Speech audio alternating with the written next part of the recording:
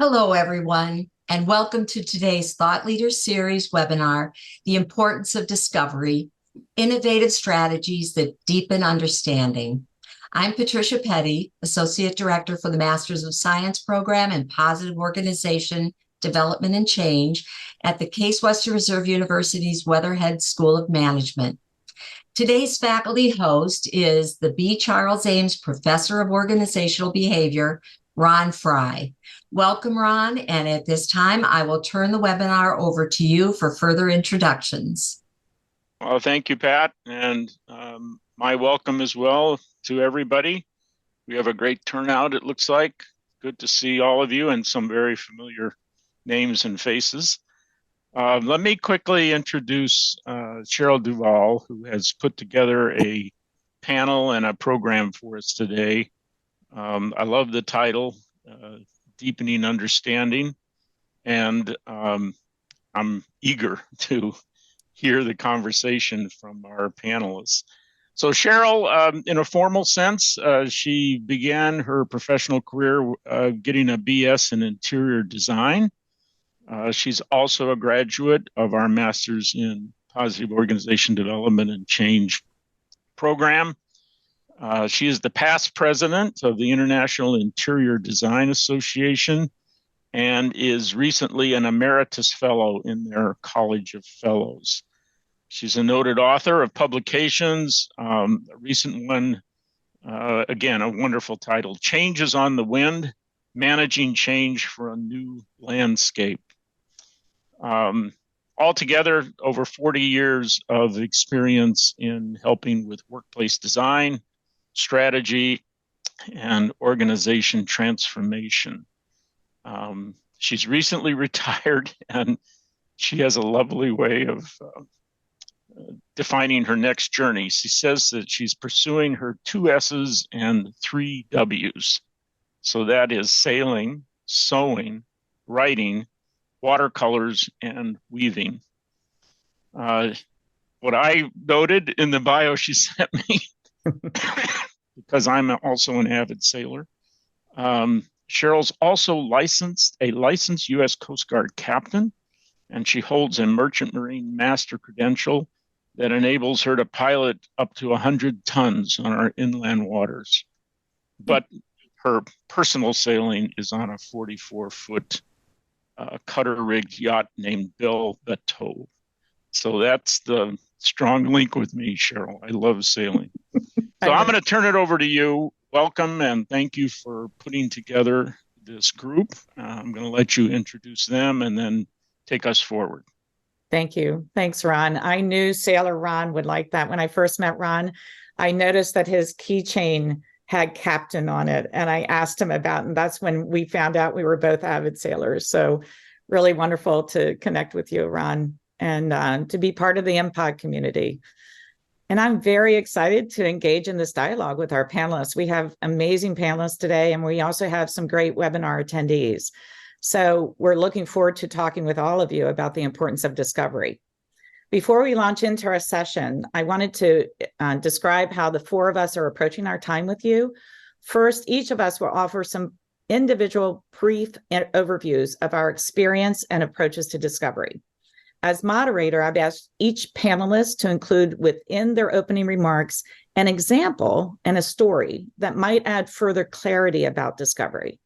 And then after all 4 of us have concluded opening remarks, I'll pose a few questions for about 10 or so minutes before opening questions to you, the audience. So please feel free to type in the questions. Pat and Ron will monitor the Q&A section in our chat, and feel free to enter your questions at any time. We do expect to answer your questions beginning at 45 past the hour. And as moderator, I have additional questions if time allows. All right, so let's meet our panelists. Jennifer Rosenzweig was my fellow classmate here at Case Western in the first MPOD class ever. She is a self-professed educational junkie. She had 3 master's degrees, 2 of them before I met her, and then she later got a doctorate from Ashridge Business School across the pond. For the last dozen or so years, she has provided organizational consulting to big automakers in Detroit, Michigan, which is also where she lives. She's the author of Enlightenment Incorporated, Creating Companies Our Kids Would Be Proud to Work For. So welcome, Jennifer. Thank you. Jessica. Jessica Pearson is actually calling in from France right now, not Paris. She just moved to a new town. So we're very delighted she's joining us from vacation. Jessica and I worked very closely together during my time at Gensler, and Gensler is the largest architecture and design firm in the world.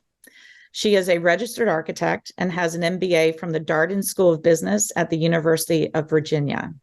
For the last 4 years, she has led the strategy team in the Raleigh, North Carolina office and across Gensler's Southeast region. Jessica's fascination with people and why they do the things they do has fueled her career to stretch beyond architecture into change management, workplace strategy, and real estate consulting. She works with organizations to develop innovative strategies that transform how their people work. She engages unique approaches in the act of discovery and geeks out on the qualitative and quantitative data that results. Welcome, Jessica. Thank you, Cheryl. I'm excited to be here with you and Jennifer and Anissa. Greetings from Rouen in France. Bonjour.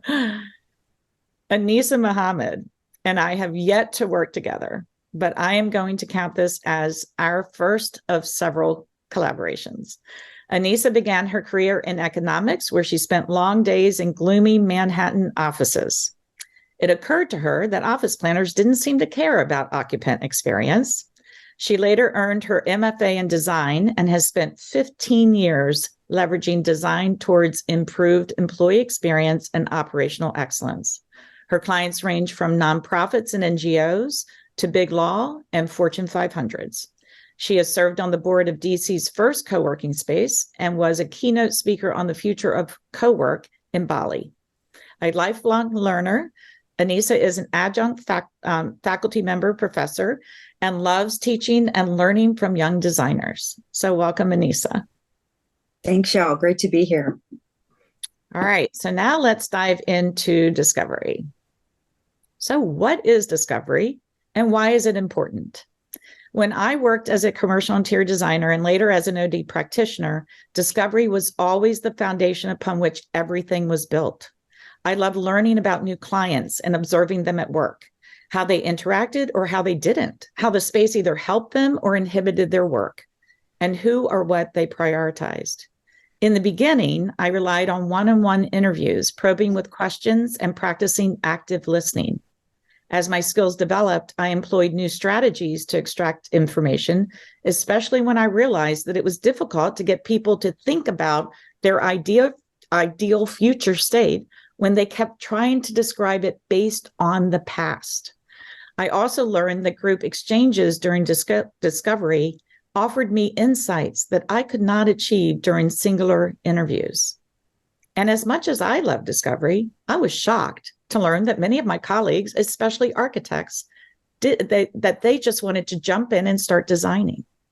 They would literally skip the discovery phase altogether. Not all of them, but many of them. They would bring their preconceived notions about the client into the engagement. They would start laying out offices and workstations and meeting rooms based on industry standards, or worse, their last client's space, and presented the floor plan to their new client and be amazed when the customer said it wouldn't work. So here's one example. Here's my story. In 2003, so 20 years ago, I was asked to help an architectural team in Manhattan with discovery. They had worked for 8 weeks with their apparel client, who is merging 2 clothing companies into one on Madison Avenue. The architect had presented more than 20 different floor plans to their clients, and yet no progress had been made. When I came on board, I asked to see the results of their interviews and observations. They had none. The architect had not engaged in discovery. They had just started designing based on what they assumed about the client and what they had casually observed when touring the 2 locations. Within 2 weeks after I joined the team, we had an approved schematic plan and were on our way. It wasn't magic. It was discovery. And yes. Okay. So when I decided to expand my consulting beyond design and began my master's in organization development at Case Western, I was introduced to appreciative inquiry, the other AI. Okay. I remember sitting in my first class with David Cooperrider and learning that discovery was the first phase of AI, like it was in the design and architecture industry, and that AI used appreciative interviews and believed in engaging all stakeholders in articulating their strengths and best practices. Bingo.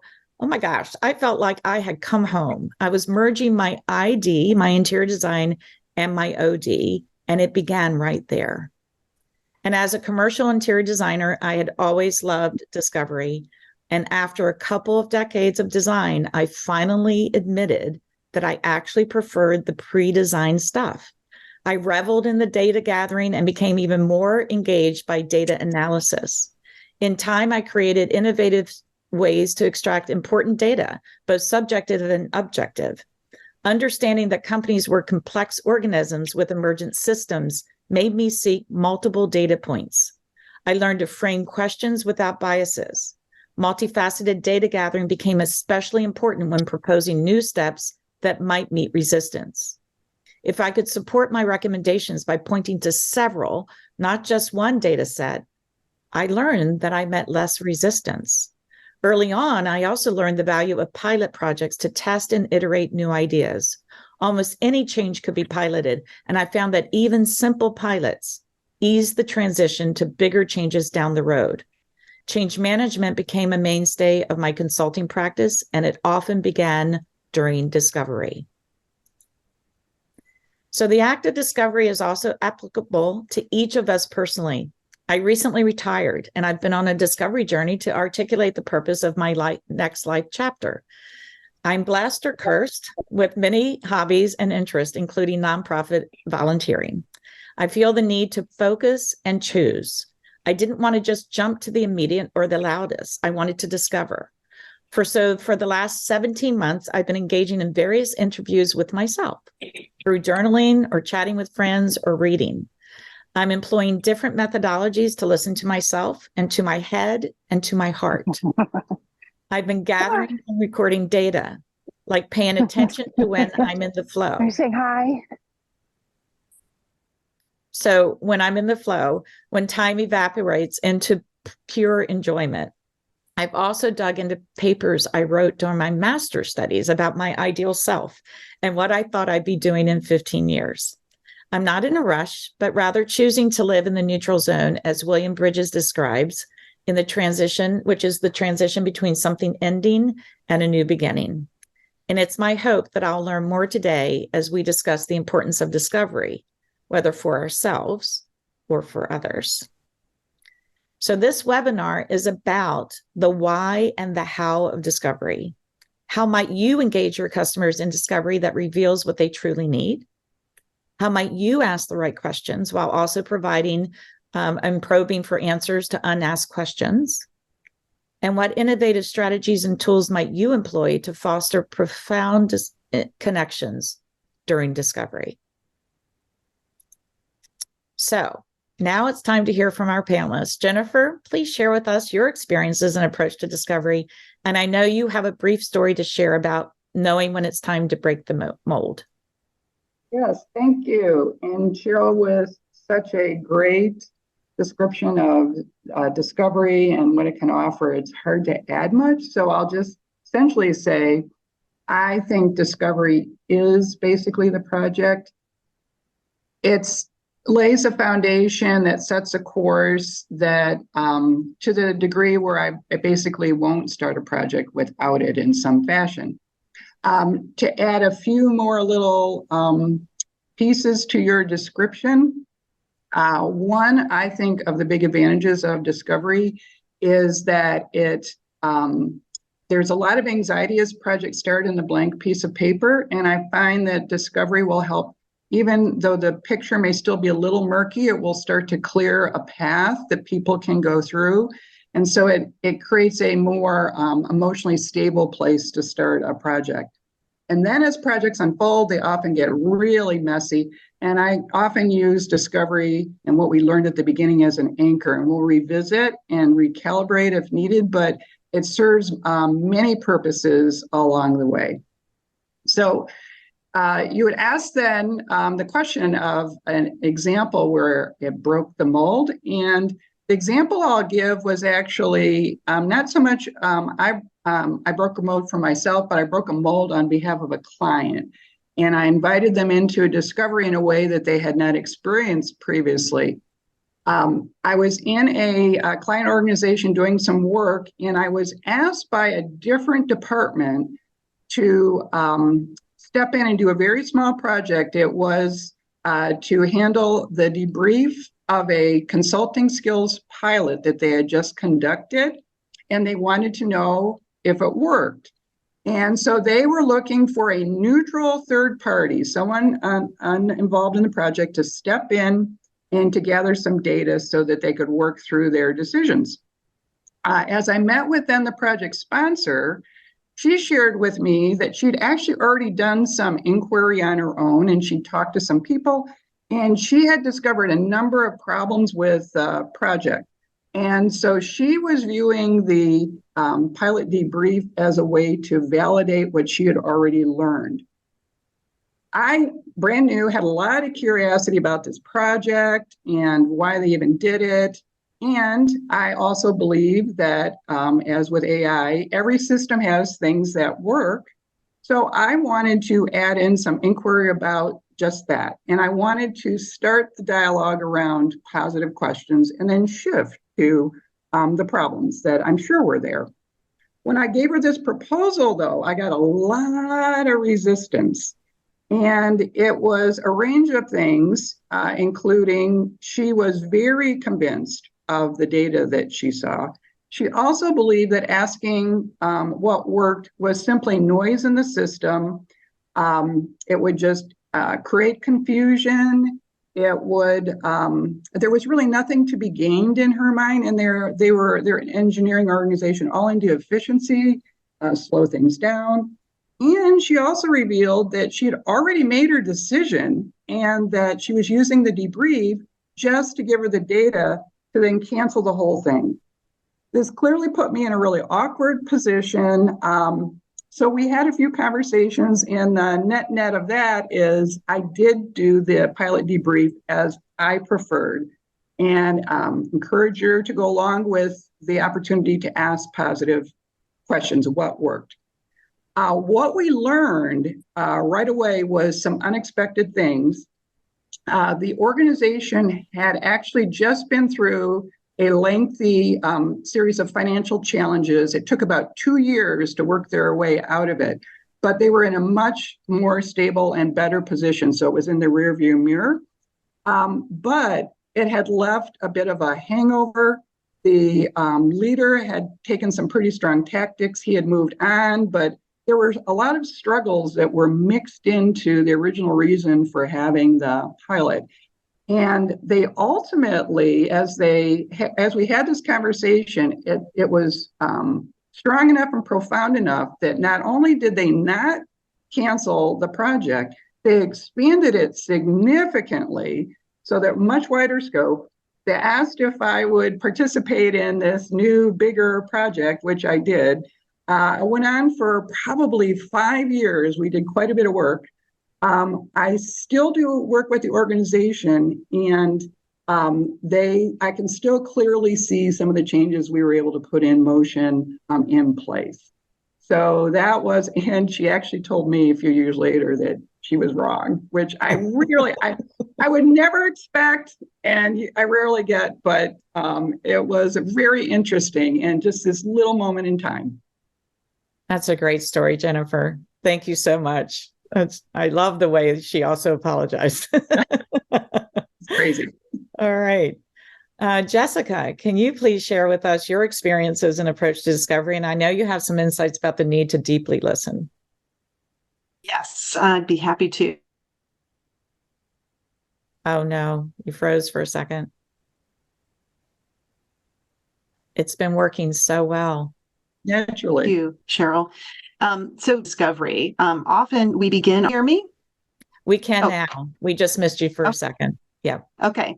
Sorry, there was a bit of a delay. Okay.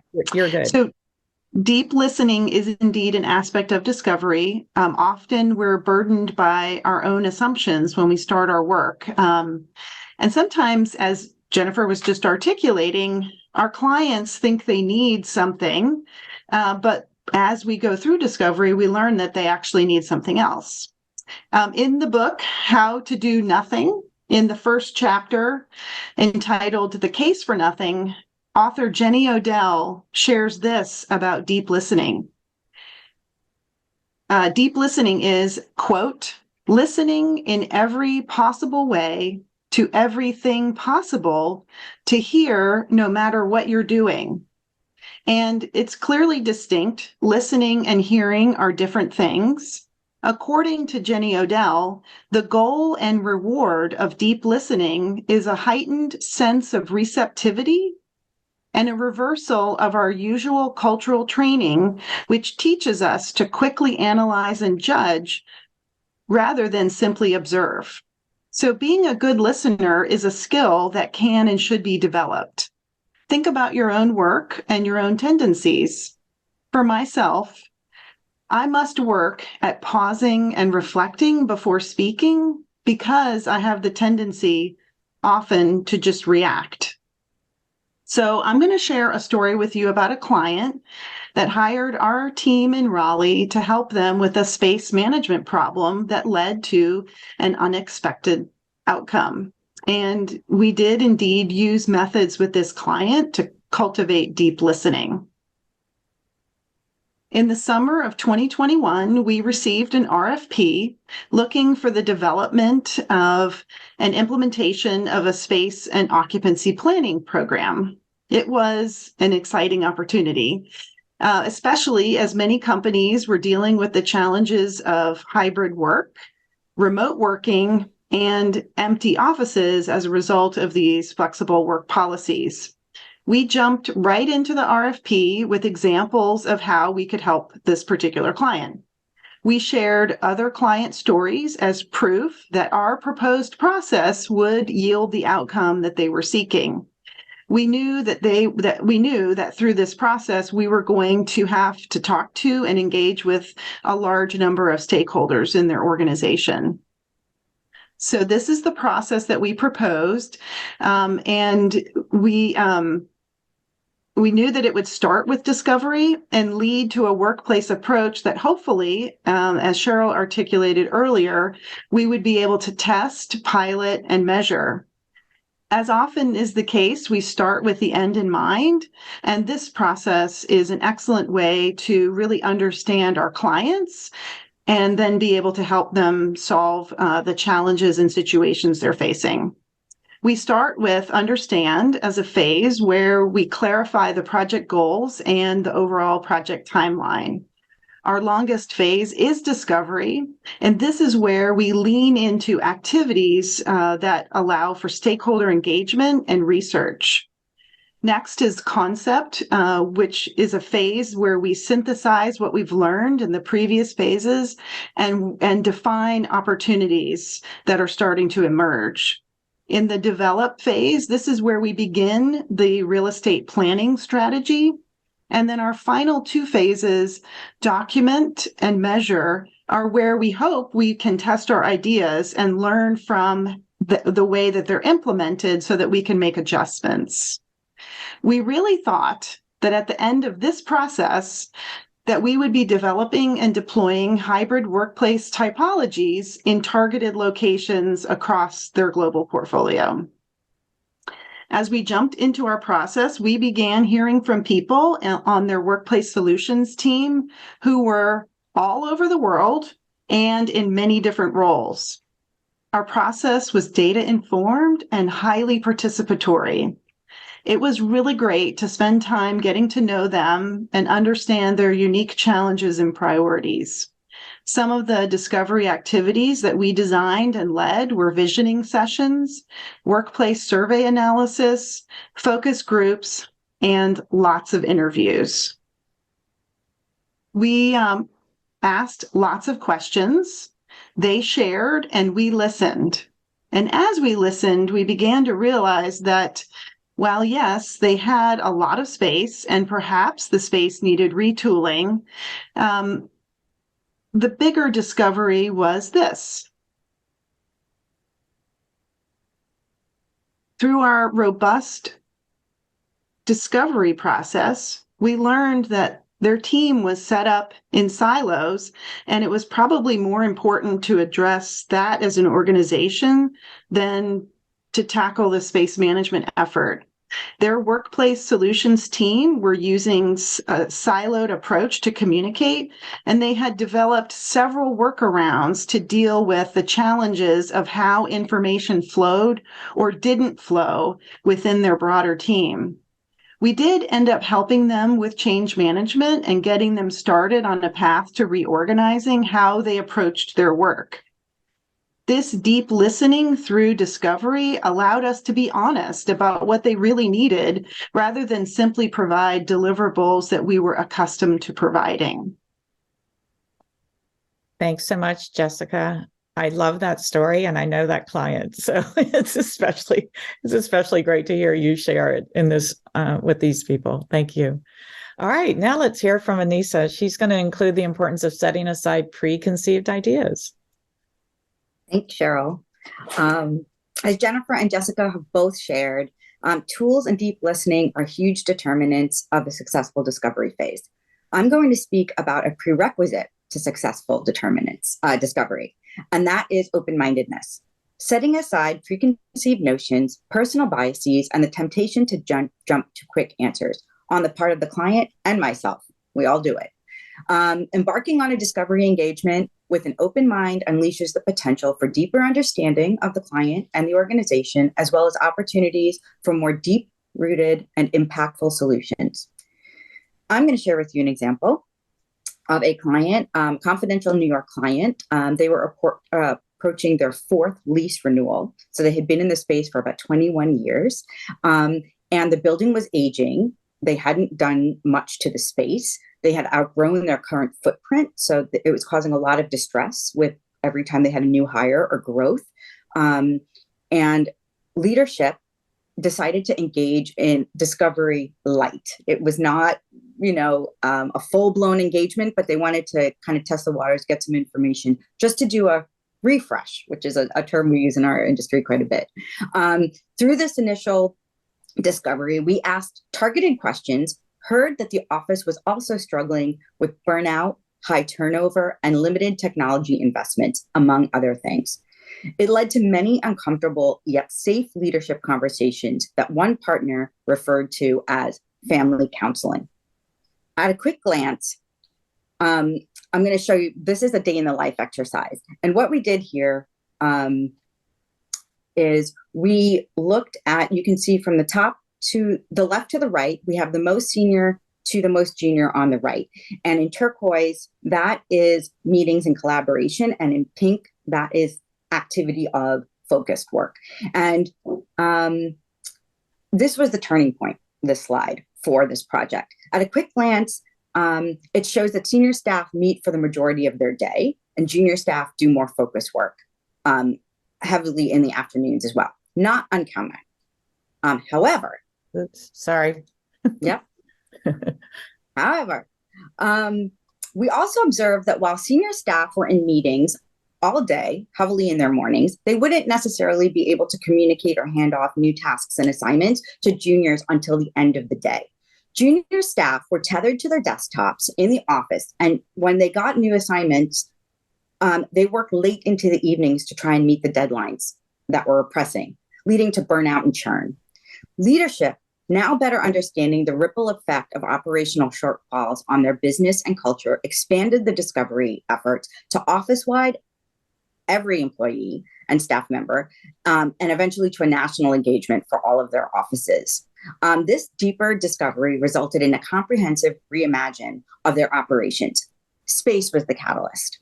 Accompanied by a change management and communication strategy, the office moved to a completely new address in a modern building where they prioritized mobility, technology, shared innovation, collaboration, employee and guest experiences, and their brand. This resulted in unforeseen pandemic resilience. This was before the pandemic, just before this occurred.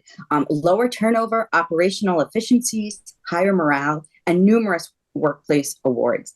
This was an incredibly brave and transformative journey on the part of this client, and it would not have been successful without humility, trust in the process, and setting aside preconceived notions and bias about the nature and scope of a solution.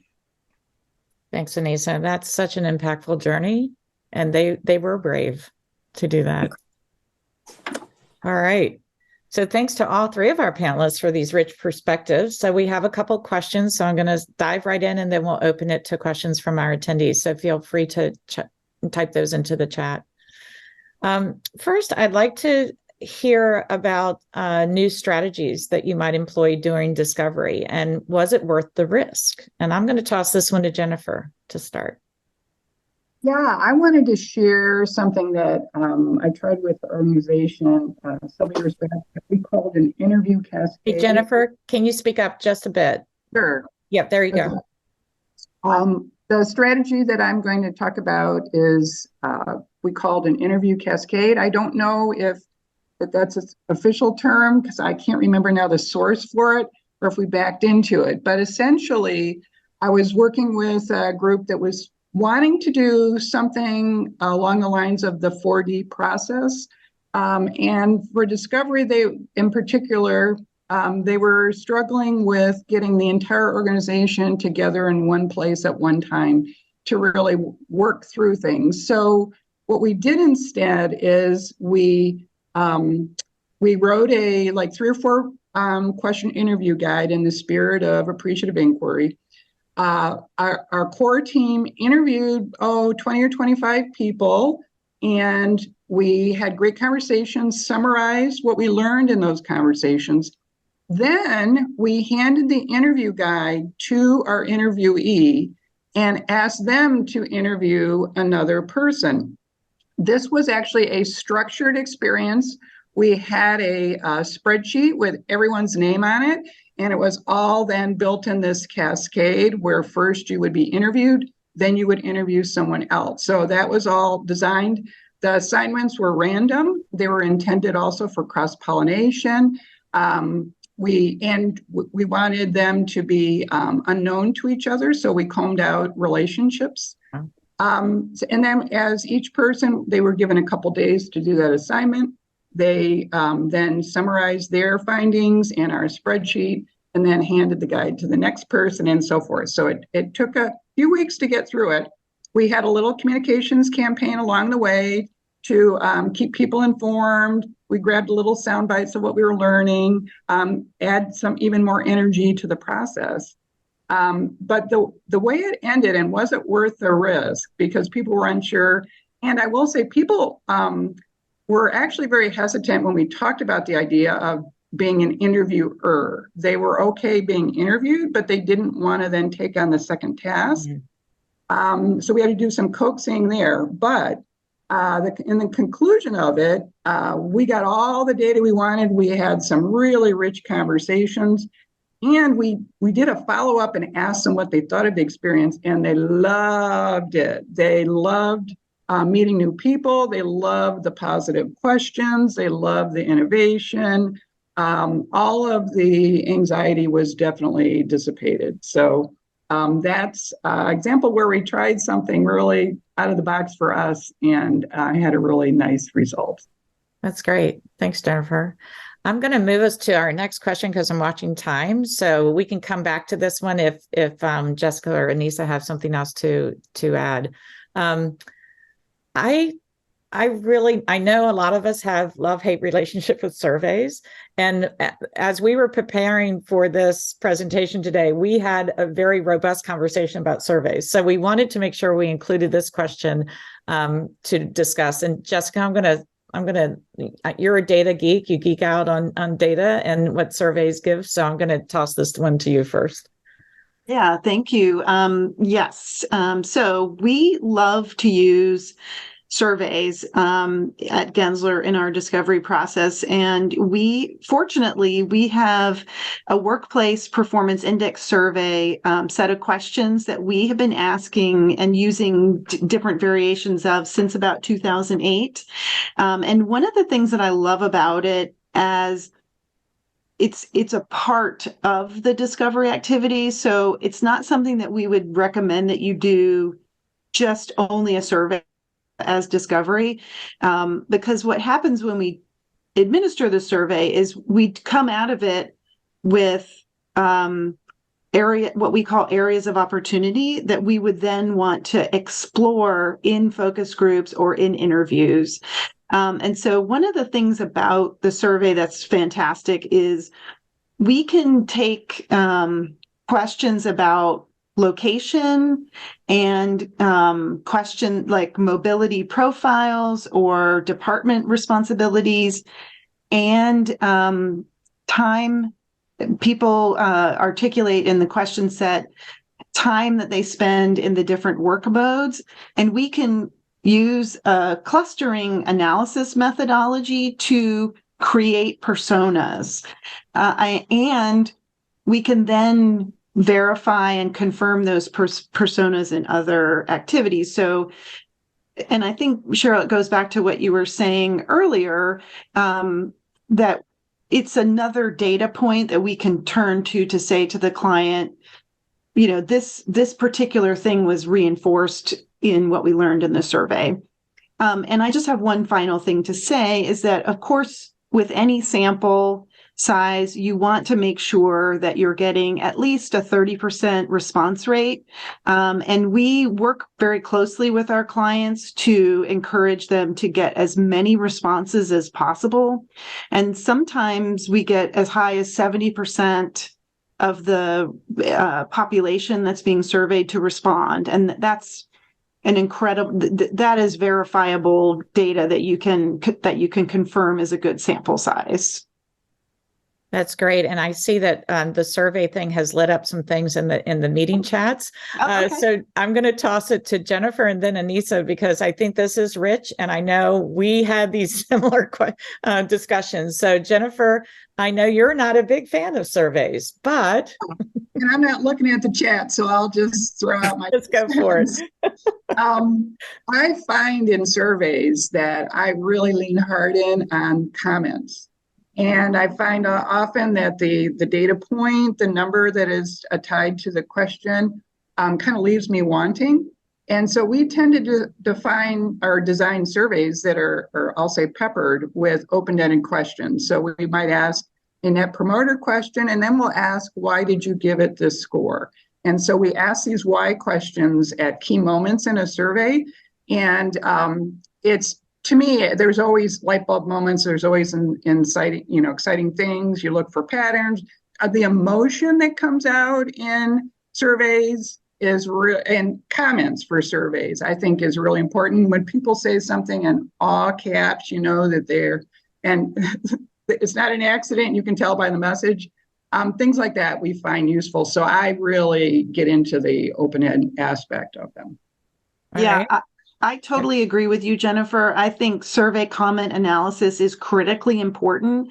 And if you have a population that's like 100 people that go in and read the comments, that's where a lot of the insights come from, where you can compare this person who made this comment gave this satisfaction score. So you can start to paint a picture of the emotional side. So yeah, I totally agree with you. It's just another tool in the toolbox. Absolutely. Yeah.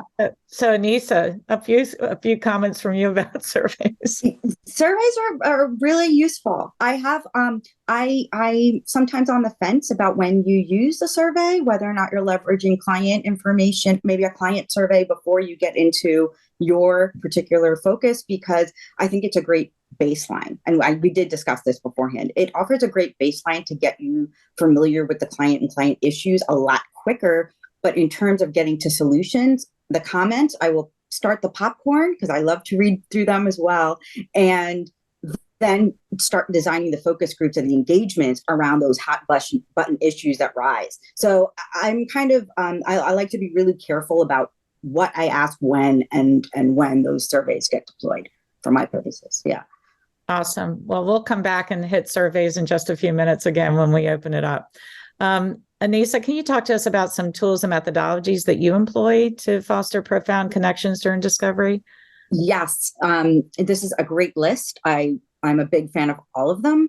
And I'm particularly, I think that the first 1, 2, 3, 4, 5, 6, 7 are really self-reporting. I'm pretty passionate about observation as a validation to what people self-report.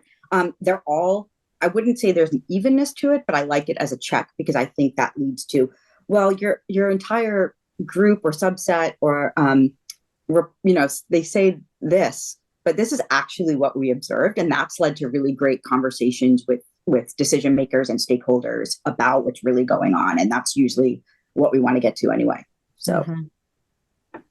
I would like to add too that for any of these processes that involve like group conversations, it's really important in visioning sessions and focus groups to allow people the opportunity to quietly write, to maybe anonymously report, as well as have discussions, because open discussions are very powerful in that they can push people to group think. And so you just want opportunities for people to express themselves in different ways that don't rely only on conversation or open discussion.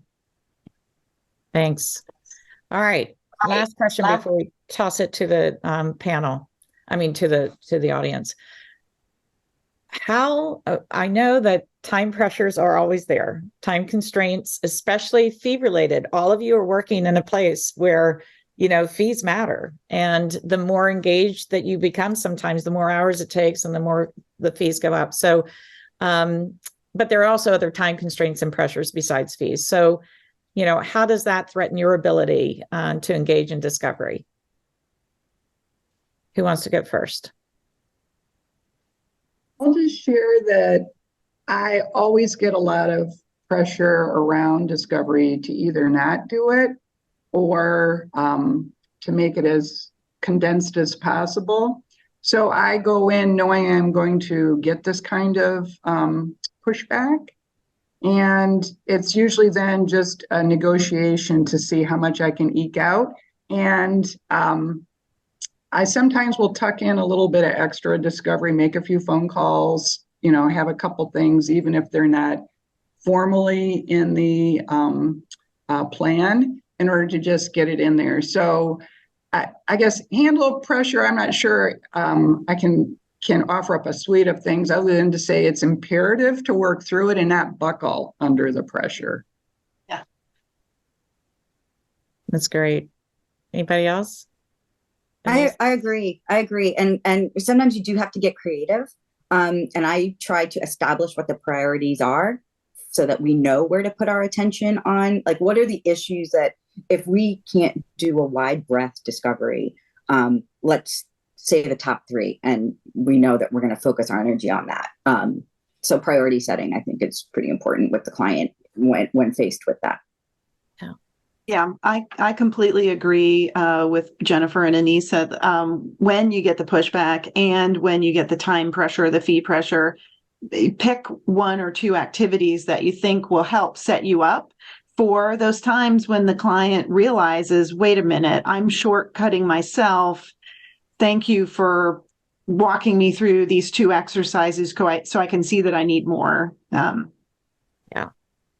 Good point. Sometimes you get a quick win, then all of a sudden the pressure eases and you have a little more time or a little more whatever you need to build on. Yeah, exactly. Exactly, Jennifer. All right. So now it's some time questions for our panel. Ron, I think you've been monitoring the chat. Should I start at the top? There's one just before the survey theme triggered a whole lot of comments, but it was Sarah Wortman. How do you encourage those who like to skip the discovery phase or project to understand its importance. Mm-hmm. I would just I open would that say- up to any of you. Yeah. Yeah, I would say one of the things that we try to do is ask questions about, try to ask questions to understand what's going on the client side of the equation, that they want to move forward quickly with something and not include discovery, and then see, based on their answers, what client stories that we can share that might help them understand that other clients have been in this situation, and that spending 4 weeks on discovery is actually a good investment of time. So I think it's engaging in open conversation. So as Anissa was describing, we ourselves as consultants have to be open-minded and learn and listen what's going on with our clients that they feel that they can't invest in discovery. Is it time related? Is it fee related? What is it? And is there a way that we can be creative to help them still do some discovery? So I think it really just comes down to asking questions and listening and trying to understand. Right. Jennifer? I'll build on that just a little. I totally believe the strategy change starts with the first question. And therefore, like my very first meeting with the client, I will bring all my curiosity and start asking questions. And I have sometimes found that I will start to like hit a little nerve, or I will ask them a question that maybe they suddenly don't know the answer to. And I'll indicate that that insight would be useful for the trajectory of the project. So sometimes just the nature of the dialogue when I first meet with a client will start to open up, they're thinking about what discovery could yield for them. Mm-hmm. Yeah. Okay, Ron? If I can add just to Jennifer, it reminds me of a quote from Jim Collins in a published interview in the Harvard Business Review. So Jim Collins was the lead author of a group that wrote Built to Last and Good to Great. And in the interview, he at one point, I don't know what the question was, but he said, I'm finding that within 15 minutes of meeting these global CEOs and people that are inviting him in, he says, I find myself interrupting and asking, tell me about what's not going to change. Because they're so quick to be talking about, well, we've got to do this, do that. So just what you said reminded me of that. Yeah. There were some specific ones here. Cheryl, I think you were tracking them too. Yeah. Within the survey theme. Right. Tagging interview data. How do we group and tag interview data? And what kinds of questions are you finding most useful in terms of scale or yes, no, or you did talk a little bit about open-ended, but you might want to pick up on any of those. So anybody want to take that? How do you group and tag the interview data? I was going to tackle the survey question one. So go ahead. Yeah, Jennifer. Oh, okay. I'll do that one. So one of the things about the workplace survey that Gensler's been using since 2008 is we are always evaluating and analyzing the quality of the questions and what we learn from the questions. And so, we're constantly updating them, but the survey's organized so that there's like key demographic information that helps us slice the data according to like tenure with the organization or, seniority within the organization. Those things are kind of important. And then we ask ratings questions using scales so that it's numeric. And we also have custom sets of questions that can be added in that deal with cultural experience questions, as well as like wellness and well-being. So it's just in terms of how the questions are written, there are best practices for surveys. And I think, if Case Western wants to do a thought leadership series on questions and and what makes a good question versus not a good question, just very simply, the best surveys have simple, direct questions where you're not leading. You're asking a single question in a question. You're not layering in multiple phrases. And then it's in the simplest way possible. So if it is a yes, no, then it's a yes, no. But as Jennifer was describing, you give the opportunity for people to explain why they selected the response that they did. So I think those are important. So direct questions, simple, and that there's a way to offer explanation. Hopefully that was helpful. Yeah, we did have one of the questions in here from Sarah Spangler, who's an MPI graduate or my graduate.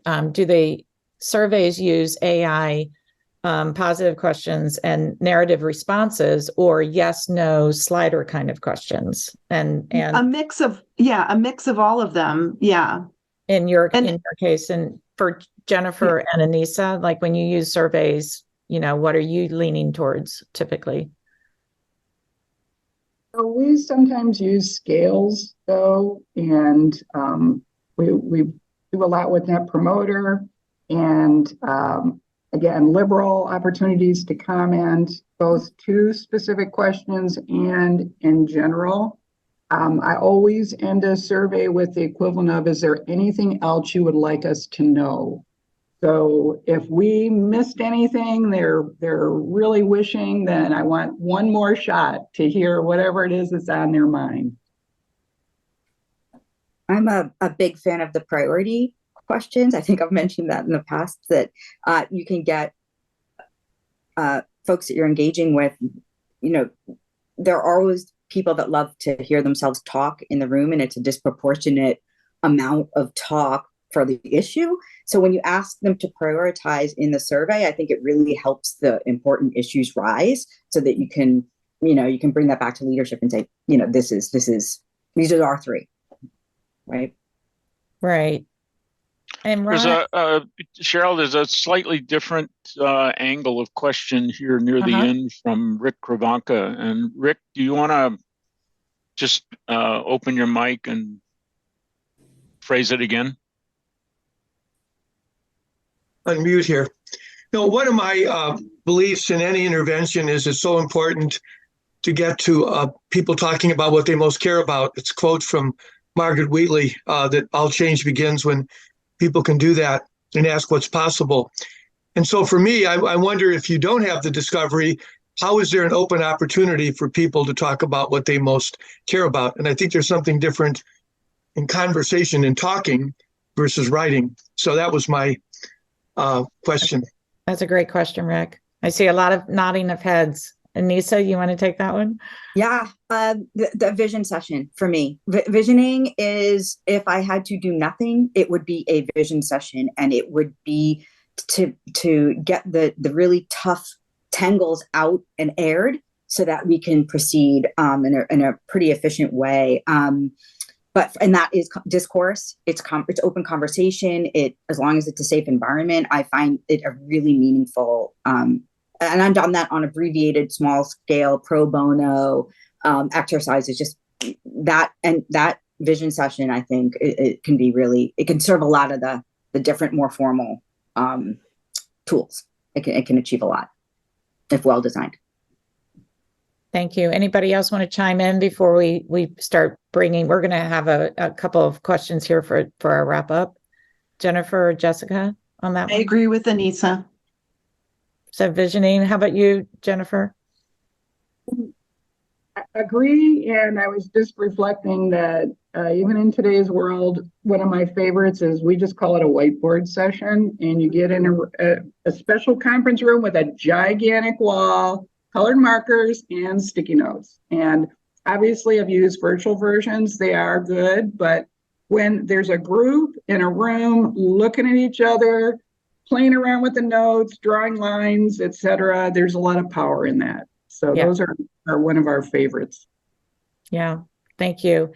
And I know there are a couple others we couldn't get to, but thank you for, for very robust questions in our chat. This has been great.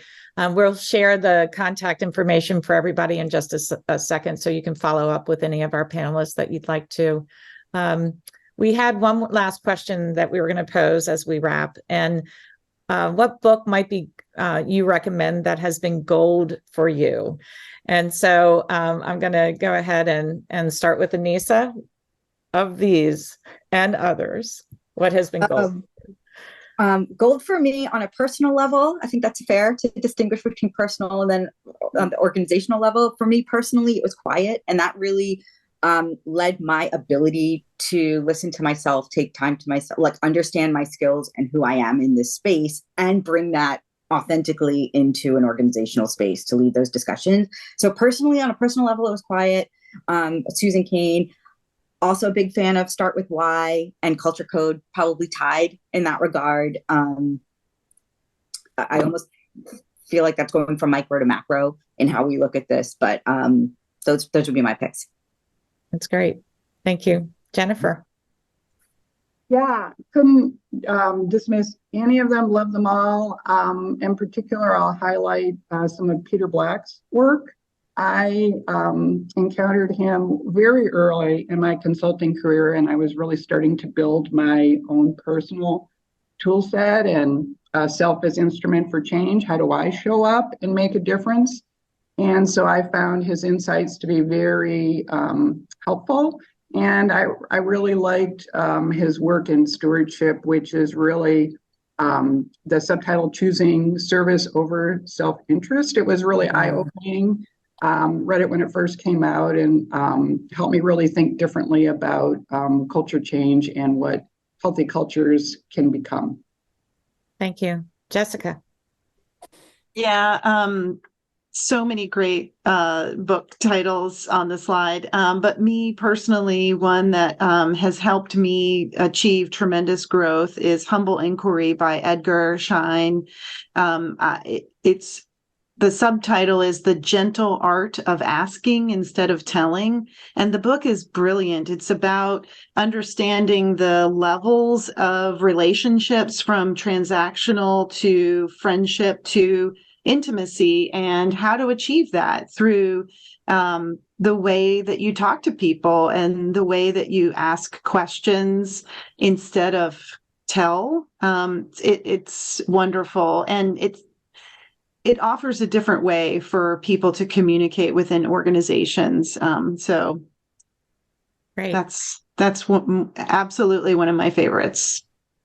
And for me, Transitions, I already mentioned it, by William Bridges. I've reread it a few times, and I'm in this transition, so need to reread it again.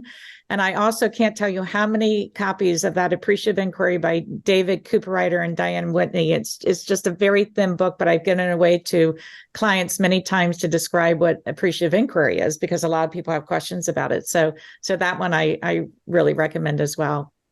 So I want to thank our panelists. This is our contact information, and we've really enjoyed being with you. And I'm going to turn it back to Pat and Ron for closing up. And we are recording the session, so it will be shared, but you're probably about to say that. Sorry, go ahead, Ron. Thank you, Cheryl. Before I thank the panel, just note a few other people have added more books. I love that as an ending question into the chat. So everybody can take a quick look before they sign off. That's awesome. Yeah, my thanks as well as I'm sure the gallery here for a great session. Super organized. The timing was perfect. But mostly for me, this big meta theme of the importance of discovery, it takes me back to the fundamental starting points of appreciative inquiry. And this came from Suresh Srivastava, that change is about learning. You can't have change without learning, and inquiry is the root of learning. So we need to be inquirers in everything we do. And you said that, all of you mentioned it in one way or another. So I really appreciate just that big connection from your question in your title to back to appreciative inquiry. So thank you again, all of you on the panel, and Cheryl for putting it together. The gallery, thank you for your participation in the chat and your questions and your feedback. If any of you have more interest in the master's program in positive organization development and change, please just email Pat Petty. Her email has been on all the communications about the speakers series, and she would be happy to start a conversation with you. Okay, that's it. I think everybody have a wonderful, joyful, careful holiday season. And one more time, thank you and appreciation to our panelists and Cheryl for putting it together. Take care, everyone. Thank you. Thank you. Thanks.